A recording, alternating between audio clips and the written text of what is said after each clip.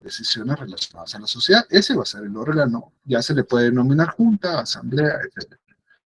Pero cuando ya quien ejercita o ejecuta esas, lo acordado entre nosotros tres, ya será el administrador el que realice esa función.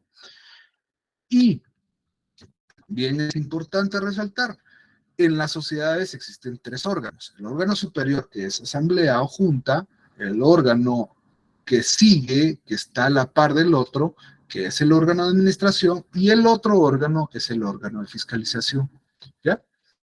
Entonces, perdón, ahorita alguien me... Vamos a ver. Está entrecortando. ¿Todos están escuchándome bien? No se están entrecortando. Ok, entonces sí es su internet, mi compañera, no es el mío, pero de todos modos siempre me avisan. Ok, entonces son los tres órganos. Solo para que tengamos, esto no es de materia del examen final, solo es para que tengamos el concepto de la sociedad civil que evolucionó a una sociedad mercantil, y en la sociedad mercantil ustedes van a ver cómo funcionan esos órganos. Solo es para que tengamos tema importante. Después tenemos en el artículo 1766, solo márquenlo por favor, en 1766 pongamos disolución. Sí, en el 1757, no sé si se los dije, pero lo repito, pongamos administración u órgano de administración, como ustedes quieran. Administración u órgano de administración. En el 1757, para que ya sepamos dónde están más o menos los artículos. En el 1766 está la disolución. ¿Sí? Ahora, que alguien haga el favor de leer el 1766. Solo unos cuantos puntos vamos a ver para que entendamos. Artículo 1766. Puede rescindirse el contrato de la sociedad parcialmente o disolverse y extinguirse en su totalidad. Se rescinde parcialmente. 1. Si un socio para sus negocios propios usa del nombre, de las garantías o del patrimonio perteneciente a la sociedad. 2. Si ejerce funciones administrativas el socio a quien no corresponde desempeñarlas según el contrato de sociedad. 3. Si el socio... Muchas gracias, Olga. Vean, aquí aparecen dos figuras. Solo apague el micrófono, gracias. Aquí aparecen dos figuras importantes, la disolución y rescindirse el contrato. ¿Qué será rescindir? A ver, expertos, ¿qué es rescindir? Vamos a rescindir nuestra relación amorosa. Tal vez se los han dicho ustedes que son juristas. ¿Algo que se termina? Sí, es cuando... Es cuando hay un Ajá. pacto entre partes y se da por terminada la relación antes de que ésta prescriba. Exactamente. Dejar sin efecto un acuerdo de voluntades que tiene como objeto terminar determinada situación jurídica. Entonces, rescindir aquí también se va a aplicar. Veámoslo así. Nosotros cuando nos pusimos de acuerdo, Juan Francisco, Maco y yo, entonces nosotros teníamos el fin de crear, ¿sí? Y constituimos la sociedad a través de la escritura pública y su registro, ¿sí? Para buscar extinguir este contrato, hay una forma, aquí en la rescisión puede ser unilateral, digámoslo así, si se cometen determinados aspectos, pero si queremos de verdad ponerle fin, extinguir, matar la sociedad, entonces vamos a caer a la figura que se denomina disolución.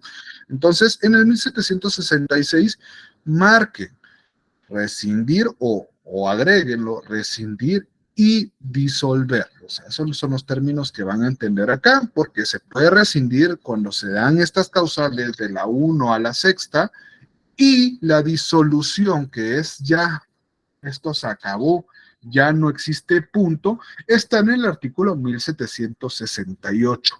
Se disuelve totalmente el contrato de sociedad cuando se dan estos 7 estas 7 causas que están ahí reguladas. Entonces vamos a poner, repito, en el 1766, disolución o rescisión o rescindirse, y en el artículo 1768 vamos a poner disolución total, ¿sí? ¿Estamos? ¿Estamos? Bueno, ahora nos vamos a lo que todos ustedes saben, entienden y todos hemos hecho de alguna forma una compraventa, ¿sí o no? ¿Qué es el contrato de compraventa? Existen tipos de contratos de compraventa. Cada día hacemos compraventas, compramos o vendemos algo. Podemos comprar determinados aspectos, pueden ser la mayoría de que compramos son bienes muebles, pero también tenemos o tal vez tienen la fortuna de haber adquirido un bien inmueble. Entonces aquí está el contrato civil, que es de lo que hablamos. Si hablamos de contratos civiles, tenemos que hablar de la compraventa sí o sí, así como el arrendamiento y así como el mandato. Son los contratos que más vamos a resaltar en los contratos civiles. La compraventa. Entonces, ¿qué establece o cuál sería la definición del contrato de compraventa? Artículo 1790. ¿Qué dice el artículo 1790? Artículo 1790. Por el contrato de compraventa, el vendedor transfiere la propiedad de una cosa y se compromete a entregarla, y el comprador se obliga a pagar el precio en dinero. Ok, excelente, José. Ahora, importante, ¿cómo lo definiría usted, Fabiola Celeste, el contrato de compraventa si fuera su técnico profesional? Fabiola Celeste a la 1, Fabiola Celeste a la 2, Fabiola Celeste o la LIC. Entonces no puede hablar. ¿Alguien más? Opcional. ¿Cómo definiría si usted está trajeado, está bisbirindo, listo para su contrato, para su técnico profesional? Y yo le pregunto como examinador, a ver, ¿me puede definir qué es el contrato de compraventa? Y usted, quien sea, contesta de la siguiente forma. A ver, Andrea. Buenas noches, licenciado. ¿Puede ser que convengan el precio de una cosa No. a cambio de dinero? Comencemos técnicamente. Está en su técnico profesional, Andrea. Ok. Buenas noches, licenciado. Si el contrato de compraventa es un contrato civil por el cual, básicamente Es un contrato civil en el que acuerdan el precio por de el cual una una persona cosa a cambio de una. Nah, ya perdió. No, hombre, veámoslo así. Contrato civil por el cual una persona denominada vendedor se compromete a transferir la propiedad de una cosa y una persona por el cambio de dinero, etcétera, etcétera, y otra persona se compromete a pagarla, denominada comprador. Es simple, es un juego de palabras, pero ¿cuál es la clave o qué tenemos que resaltar acá? Artículo 1790, pónganle definición, porque esta es la base de la definición del contrato de compraventa. Lo que tiene que hacer es cambiarle unas ciertas palabras y volverlo más técnico y obviamente poner el primer nombre y diciendo que es un contrato civil, porque obviamente es un contrato civil, pero el examinador quiere oír que es un contrato civil. Juan Francisco, ¿iba a decir algo? Sí, iba a decir prácticamente la definición, que es un contrato civil por medio del cual una de las partes denominada vendedor conviene trasladar el dominio o la propiedad del bien a la persona denominada comprador por medio del compromiso de entregar el pago del bien. Este se compromete a pagar. Exactamente. Sí, palabras simples. Ahí estamos. Ahora, otra pregunta que recae No solo del examen, porque ustedes ya saben que en el examen les va a preguntar Juan de los Palotes o Cristiano Ronaldo Pinto, determinado, tiene dudas sobre la compraventa y quiere que le explique cuándo se perfecciona un contrato de compraventa. Emi Nayeli, ¿cuándo se va a perfeccionar el contrato de compraventa? ¿O cuándo vamos a decir que esto es una compraventa y no un arrendamiento, por ejemplo? ¿Usted qué piensa? El artículo 1791 nos explica ese punto. A ver, que alguien lo lea.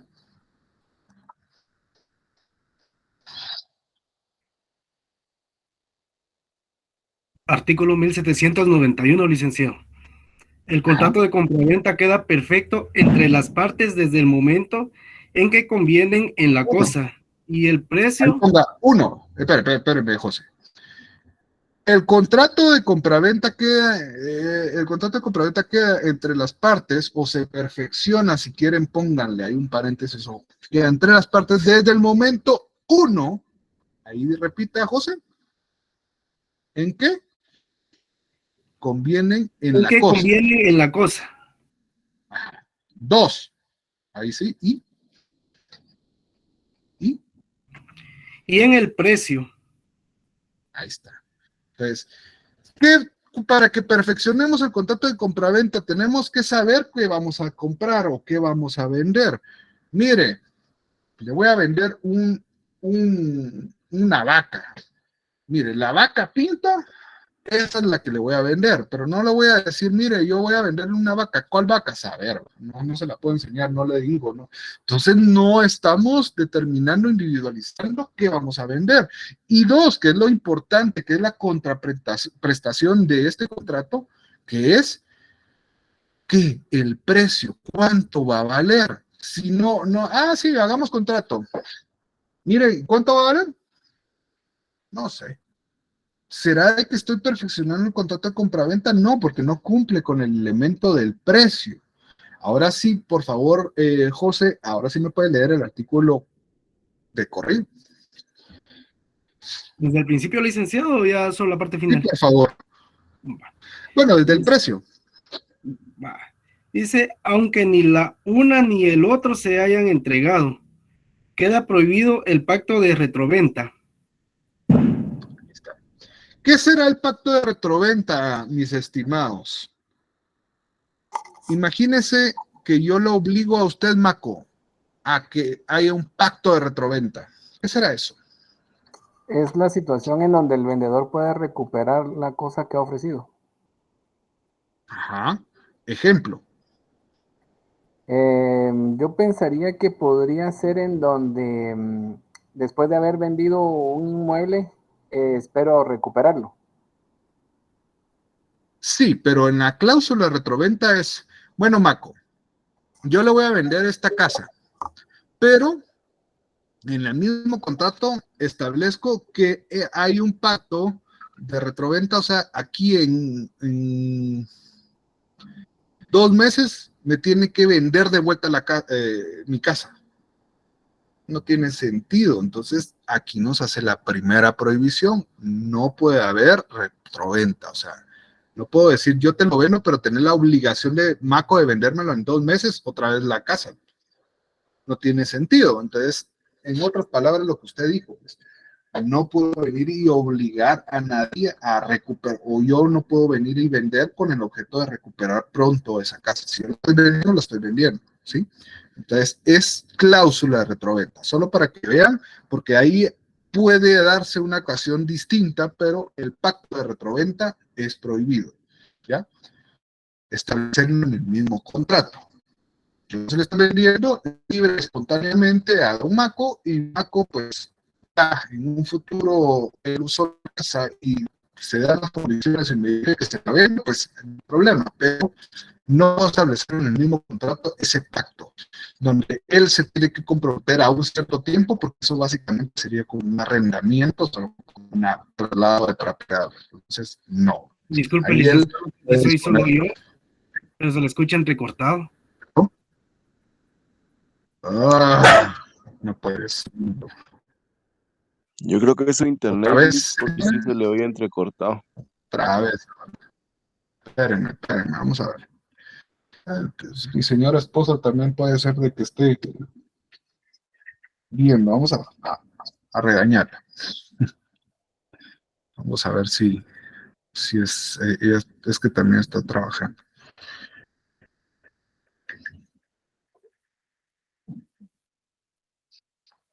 Vamos a ver, porque sí, me salió ahorita cabal que tenemos problema. Mala. Internet de Claro y de Tigo y lo que sea, siempre es lo mismo. Ya ahorita creo que debería haber mejorado. Sí, gracias. Ya, Bueno, licenciado. gracias por la observación. Me dicen si se vuelve a cortar. Pero no es mi esposa, no la estoy regañando. Ya va. Ella me regaña a mí. Entonces, vamos a el pacto de retroventa, ¿les quedó claro? De mi parte, sí, Fátima, licenciado. se llama. Gracias. Andrea, dígame. Sí, entonces, por así decirlo, en pocas palabras, este pacto de retroventa consiste más que todo en esa facultad de recuperar la cosa vendida y entregada al comprador, pero, o sea, se restituye a el precio recibido. No. Bueno, eso podría ser, pero realmente como no, se tiene como no puesta esa obligación. Imaginemos de que yo voy a venderle a usted, Andrea, mi casa que vale 100,000, por ejemplo. Bueno, pero en el mismo contrato de compra-venta yo establezco, bueno, Andrea puede utilizar la casa por el transcurso de un año porque voy a estar de viaje, pero cuando yo regrese, al año y medio me tiene que vender la casa de regreso. Ese es un pacto, porque ahí lo estoy estableciendo esa cláusula, el pacto de retroventa, y esto se tiene por nulo, ¿no? O sea, no puesto, no puede existir eso porque es prohibido. Entonces ya si el precio, la condición, etcétera, eso ya quedará a discreción, pero en estar inmerso en la misma compraventa, esa cláusula la invalida.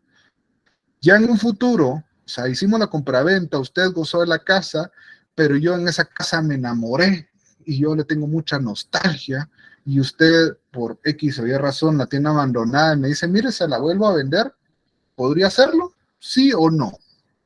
Ya pasó años, etcétera, y yo sigo con la nostalgia de esa casa porque ahí me enamoré.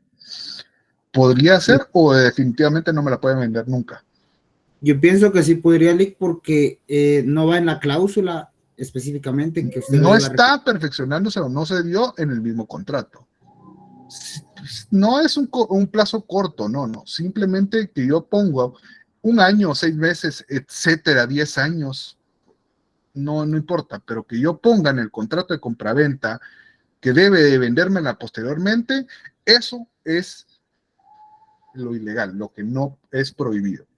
Ya si se dio el contrato de compraventa, Andrea se volvió a enamorar, se divorció, etcétera, y por X o Y razón ahí conocí a ese desgraciado, va a decir, y después yo por eso quiero vender esa casa, y me la ofrece nuevamente, pues yo sí la podría comprar, porque eso ya es una cuestión aparte, ¿sí?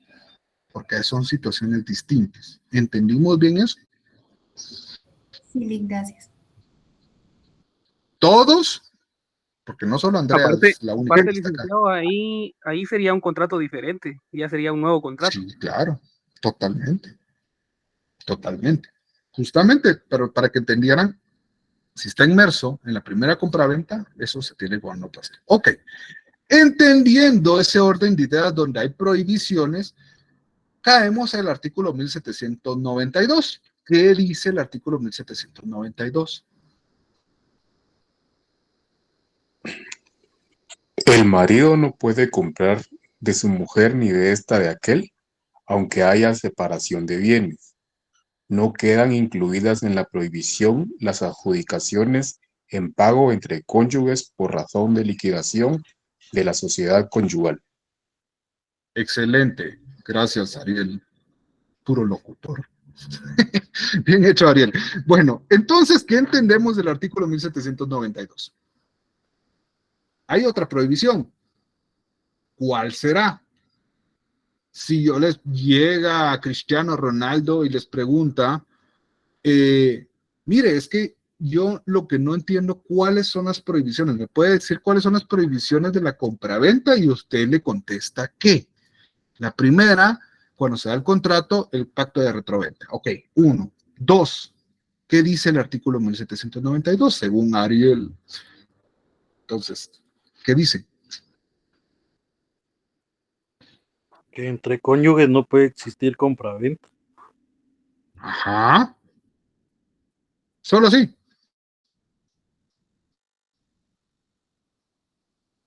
Solo Aunque haya así. separación de bienes. Aunque haya separación de bienes, o sea, la prohibición es expresa. Entre cónyuges no se puede dar la compraventa. Este contrato no opera acá. No hay excepción a la regla.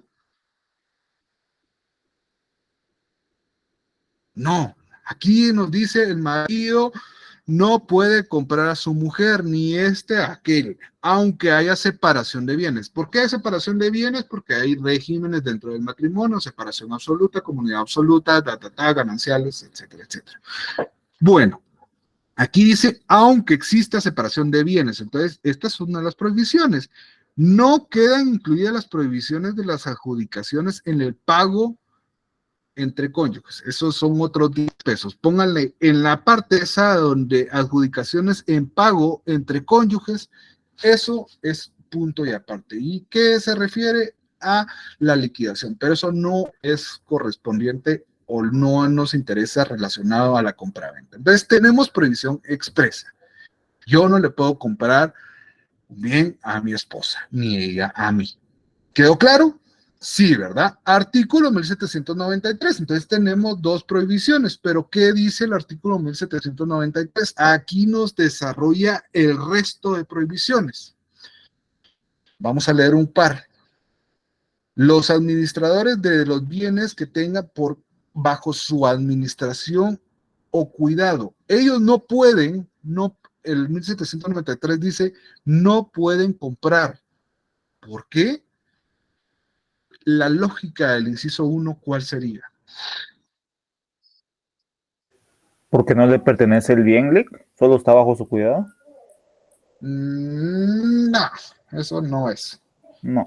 Se fue por la tangente.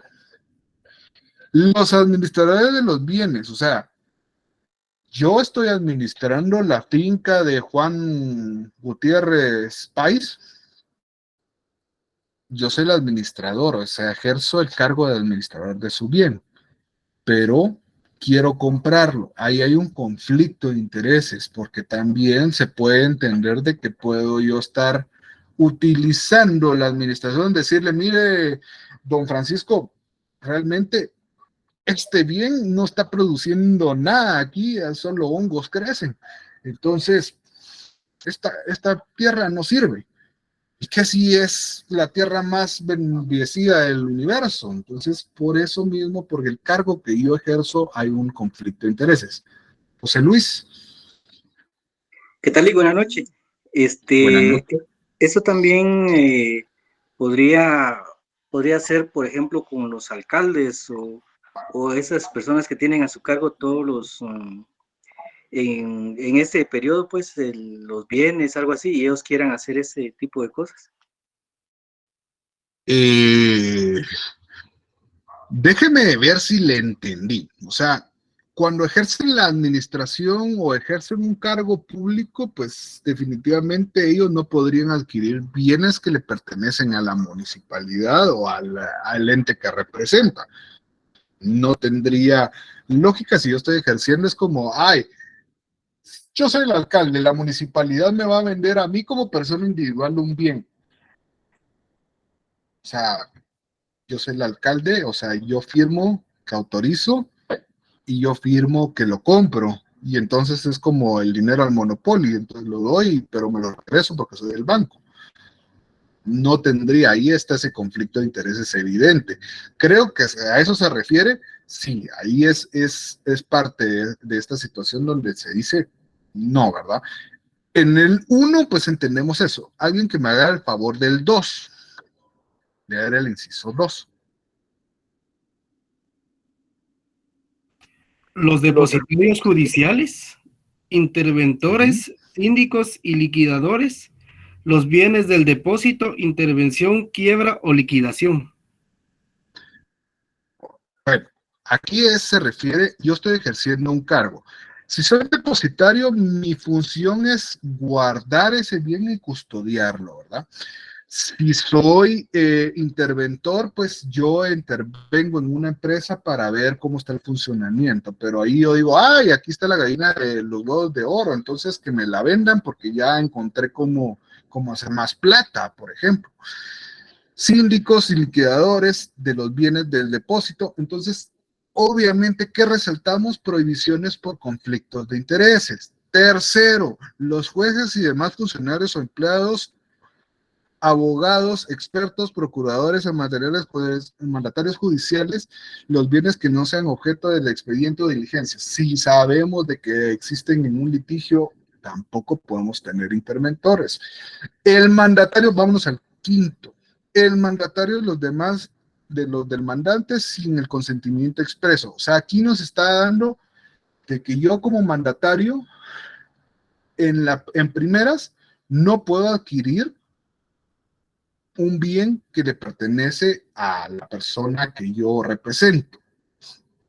Pero si hay una autorización expresa, podría darse. ¿Por qué se dan esto? Por el mismo conflicto de intereses y que se puede tergiversar la situación o se puede aprovechar de la situación porque yo ejerzo un cargo relacionado a esos bienes. Entonces, por eso la ley busca limitar ese tipo de funciones para que no se dé. Ahora, les pregunto, ¿será de que mi esposa sí puede comprar un bien del cual del mandante? Yo ejerzo el mandato, pero mi esposa quiere comprar el bien. ¿Será que se podrá? No, licenciado. ¿Por qué?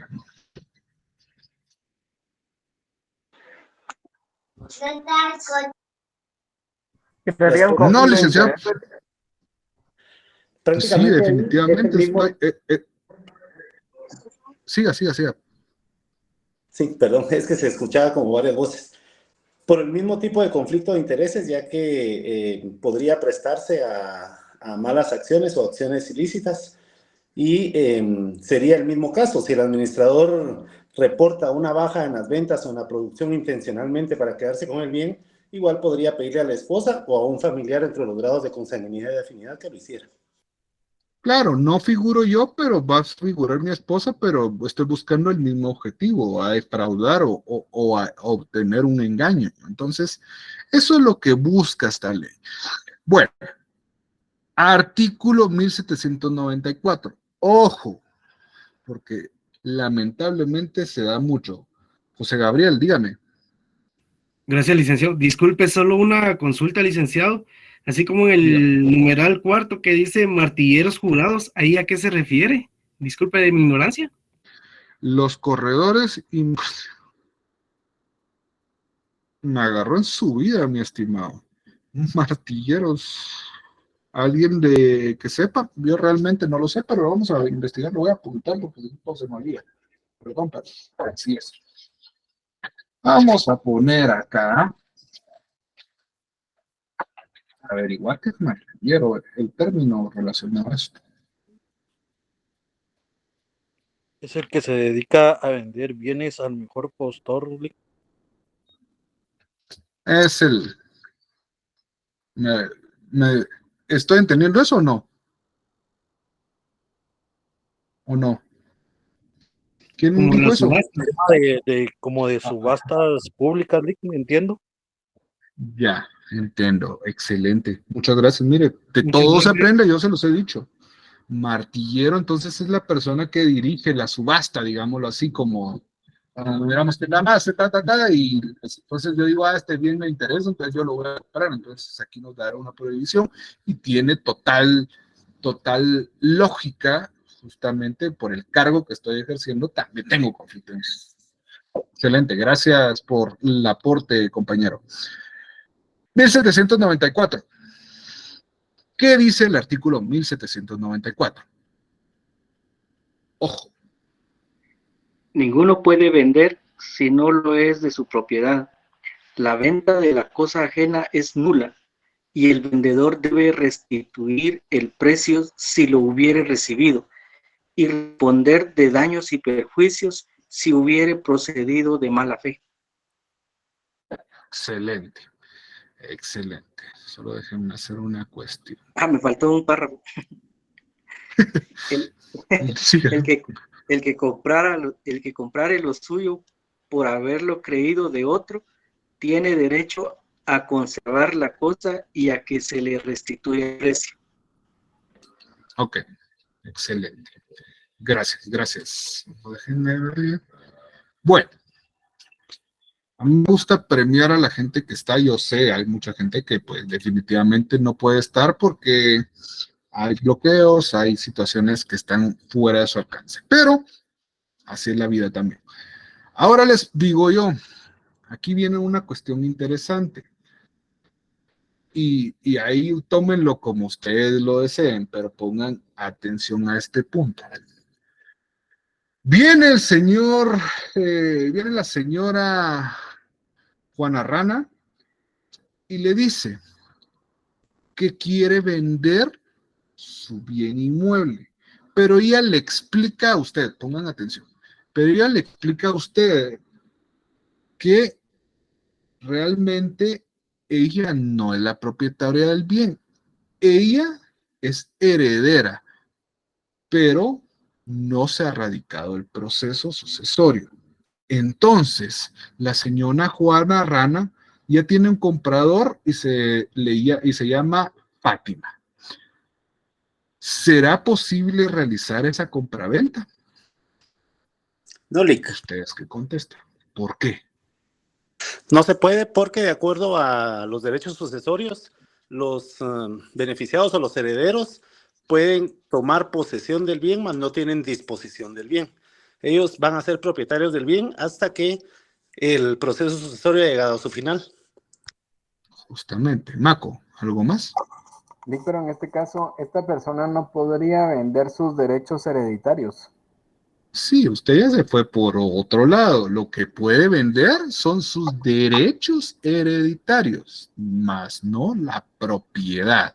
Y lo que dice el artículo 1794 es la propiedad. O sea, sus derechos hereditarios, usted está en toda la libertad de hacerlo. Y como les dije, no se ha radicado proceso. O sea, ¿y esto por qué lo doy? Roberto, le doy la intervención y después seguimos. Vamos, Roberto. Gracias, Lick. Solo con una consulta, hablando acerca de esto, yo no sé si tendrá que ver con el tema, pero fíjese que yo tengo una...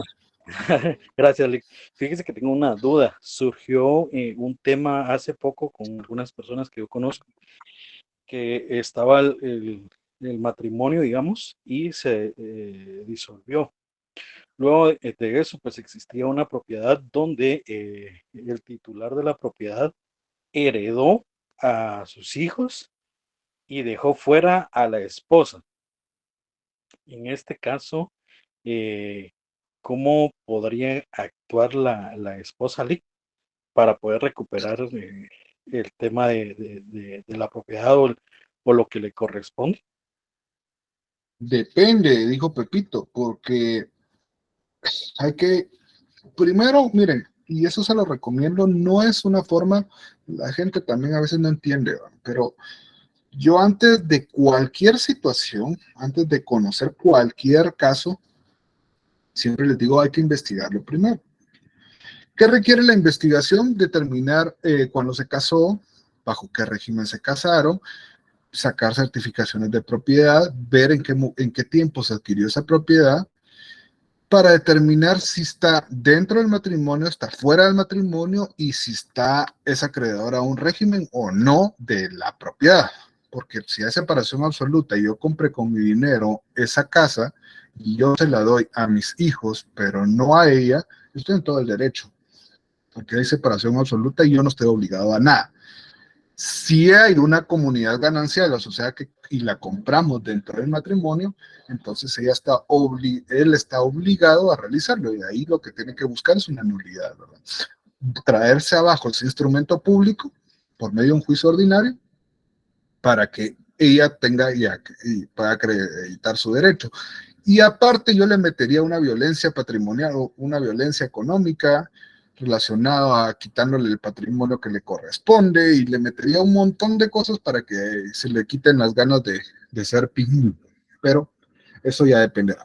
A lo que les iba es de que siempre ustedes tómenlo como un consejo, nunca como profesionales den un diagnóstico inmediato. Ustedes ven al doctor, y nosotros somos especialistas en el derecho, pero también tenemos que analizar, como los doctores analizan los resultados, los exámenes, para poder diagnosticar. Nosotros tenemos que analizar lo que tenemos en nuestro entorno para poder diagnosticar y determinarles un camino a seguir de acuerdo al proceso, acción o documento que corresponda.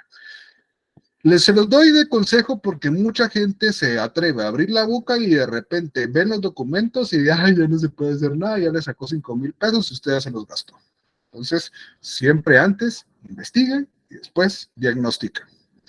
Entonces, ahí en este caso lo que se me ocurre, amigo, es que si se dio dentro de eso, sí tendría que iniciar una acción jurídica de un proceso, y también yo le diría, para meterle un poquito de miedo, un poco de delitos para que vaya jugando con la negociación. Se me ocurre, ¿verdad? Gracias, Lick. Bueno, ahora, ¿en qué estábamos? Justamente Mako tiene toda la razón. Los derechos hereditarios sí se pueden vender, pero la propiedad, como lo dijo Juan Francisco, no se puede vender, porque yo no soy propietario. Y ¿por qué le puse pausa? Porque este es un caso que se da en la vida real, y con mucho gusto lo vamos a poner y lo vamos a incluir, pero en el examen. Pero es para que analicen. Yo puedo decir que soy el propietario y puedo tener la posesión, como dice Juan Francisco, porque yo puedo decir, yo vivo acá y mire, Juan, y yo voy a venderle esta propiedad. Pero si usted no tiene eso, ¿qué haría entonces? Porque eso puede desprendernos a otra pregunta. ¿Qué haría? Juan Francisco.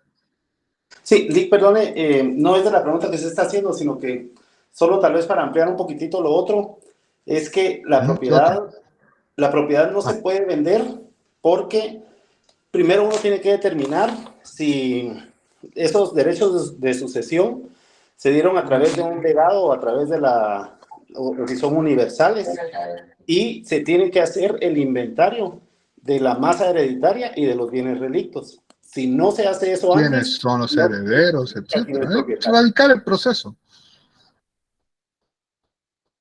Siga.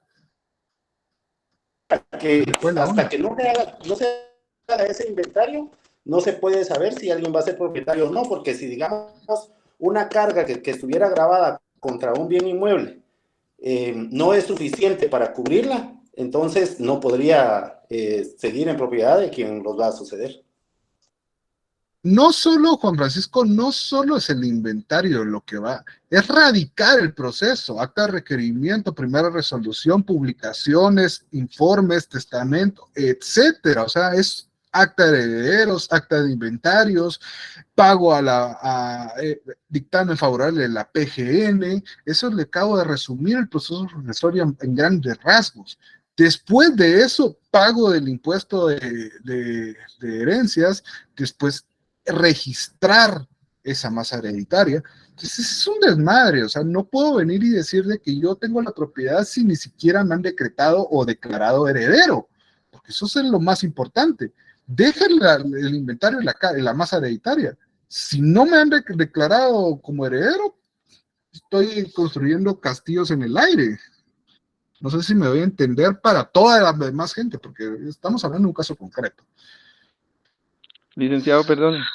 Edward, dígame. Licenciado, solo tengo una duda. ¿Qué responsabilidad tendría? Porque yo vi un caso similar en donde el notario pues hizo así hizo el documento por compraventa. ¿Qué responsabilidad tendría el notario y qué responsabilidad tendría la persona de vender, en este caso, una propiedad que está intestada?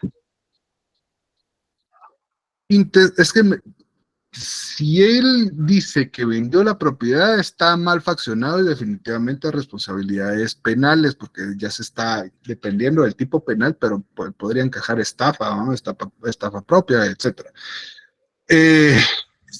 Si el documento, justamente como dijo Mako, se venden porque es algo común, los derechos hereditarios, entonces no es una responsabilidad penal, pero los derechos hereditarios es un gran camote, justamente como Juan Francisco lo acaba de decir, aparte de pagar todas estas cosas, es radicar el proceso. Entonces, un proceso hereditario, por muy barato, por lo menos en mi despacho, no se cobra menos de 15,000 pesos por un bien barato.